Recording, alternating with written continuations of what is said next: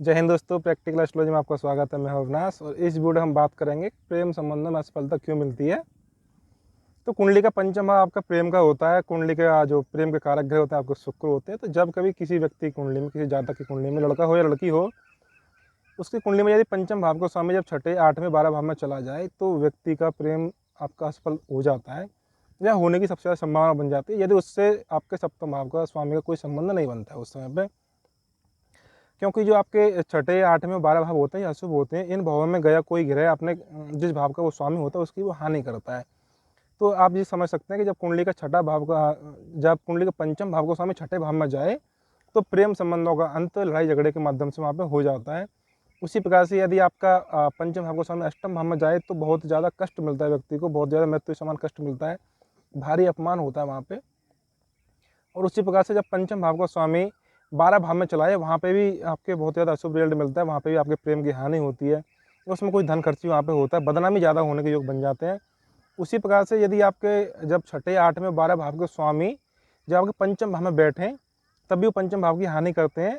तो पंचम भाव की हानि करेंगे तो वहाँ प्रेम की हानि होती है। जब कभी आपके राहु केतु के नियंत्रक पंचम भाव में बैठे तब भी हानि होती है। और जब आपके पंचम भाव का स्वामी स्वयं आपके जैसे छठे, आठवें, 12 में चला जाता है तब तो हानि करेगा ही। उसके साथ साथ यदि अपने से 12 में स्थान के चौथे भाव में चला जाता है और फिर वो पीड़ित हो जाता है तब भी हानि करेगा।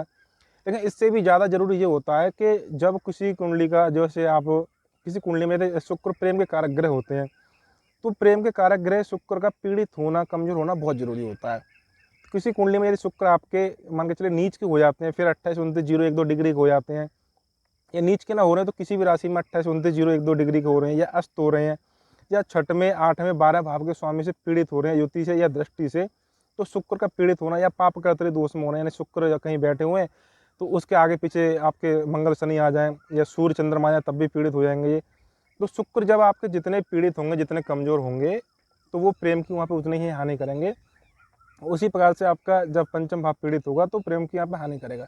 हमारे चैनल में बहुत सी वीडियो हैं, हमने पहले बहुत सी प्रेम संबंध या विवाह के मामले में, नौकरी के मामले में, हर तरह के टॉपिक पे बहुत सी वीडियो अपलोड कर चुके हैं। तो प्रेम, विवाह से पूर्व, अवैध प्रेम संबंध या किसी प्रकार की तमाम तरह की वीडियो आप हमारे चैनल की प्लेलिस्ट में देख सकते हैं।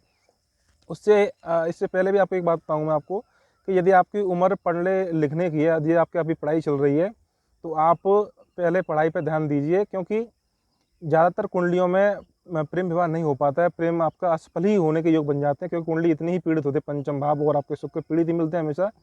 तो आपके प्रेम विवाह होने में बहुत समस्या आती है। इस वजह से आप अपनी पढ़ाई लिखाई ना बिगाड़ें जब तक आप करियर में, आपको करियर आपको सेट ना हो जाए, या कोई आप काम धंधा करना शुरू ना कर दें, कहीं नौकरी में आप सेट ना हो जाए।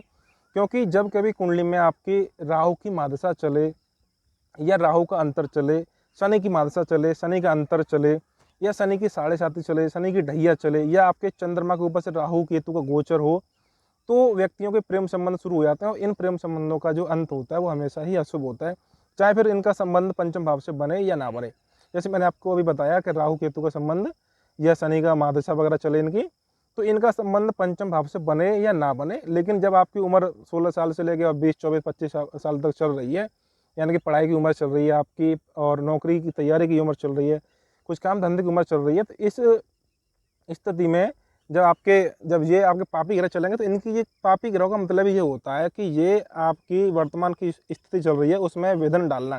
जैसे पढ़ाई की उम्र चल रही है तो राहु की कोशिश रहेगी कि आपकी पढ़ाई में परेशानी खड़ी करे, पढ़ाई की वो रोके, यदि उसका पंचम भाव से संबंध बन रहा है तो जब पंचम भाव से संबंध बनेगा राहु का तो पढ़ाई आपकी खराब करेगा। तो वो किस माध्यम से खराब करेगा, वो आपको फिर गलत प्रेम संबंध में आपको फंसा देगा, गलत प्रेम संबंध में फंसा देगा। और अंत में जब उसकी दशाएं खत्म हो जाएगी तो प्रेम संबंधों की वजह से आपकी पढ़ाई बेकार हो जाएगी, और वो आप दशाएं खत्म हो जाएंगे तो प्रेम संबंध भी खत्म हो जाएगा। यही नियम आप नौकरी पर ला लीजिए। तो आपकी कुंडली में जब तक आपके पंचम भाव, सप्तम भाव का, या जो आपके बली प्रेम विवाह के योग होते हैं उनका आपका संबंध नहीं बन रहा हो, तब तक आपको प्रेम प्रेम से दूर रहना चाहिए। विशेषकर जब आपके पंचम भाव का स्वामी अष्टम भाव में बैठता है, जबकि भी आपको पंचम भाव का स्वामी अष्टम में बैठे सौम्य ग्रह बन के, जैसे बुध बन जाए, शुक्र बन जाए, या गुरु बन जाए, सौम्य ग्रह आपके जब पंचम भाव के स्वामी अष्टम बैठे तो व्यक्ति को प्रेम में धोखा मिलने की ज़्यादा संभावना होती है। और यदि आपके पंचम भाव या अष्टम भाव के स्वामी जब आपके अशुभ ग्रह बन जाते हैं, मंगल शनि, और फिर उनका पंचम भाव से संबंध बनता है, या पंचम भाव मंगल शनि से पीड़ित होते हैं, तो ये आपको धोखा देने के योग बन जाते हैं। व्यक्ति ऐसे में धोखा देता है, और इस तरह से यही विवाह से पूर्व आपके अनैतिक प्रेम संबंधों के योग होते हैं।